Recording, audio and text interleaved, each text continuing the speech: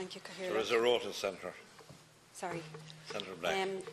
I just want to say, Minister, you're welcome to the Chamber, and I know you have a busy week this week. I welcome the proposed suspension of water charges in the amendment to this bill.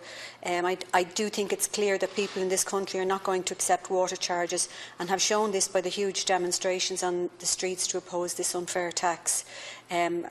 The recent figures from Irish Water show a significant drop in the number of people paying their water bills, and this will grow as people realise that these charges will eventually have to be scrapped, irrespective of the findings of the expert commission. The majority of TDs returned at the last general election were against the imposition of water charges and were for the abolition of Irish Water.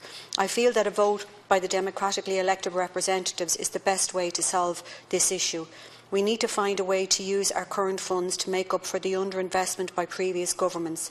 Let's look for opportunities to reduce waste across the public services.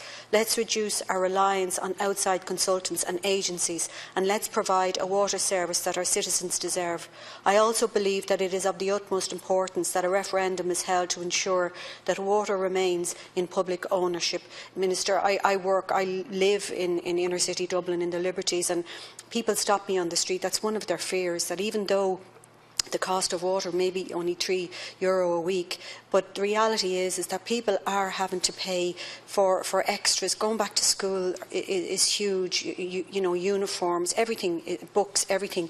And then if it goes into privatisation, and there is a huge fear around that, it can be quite daunting to have that extra payment on top of everything else. We charged them for it in the past through central taxation, and in doing so we have a duty to deliver it for them. I have hopes that the Water Commission will find alternatives for us than the current regime, but I look forward to the day when we have a vote on water charges, because as I said last week, and I will say it again, I'll be standing with the thousands of families across the country and will be opposing them because of the extra charges. It's just awful for people who can't afford it. In this context, I'm supporting this Water Services Amendment Bill. Thank you, Minister. Thank you, Senator.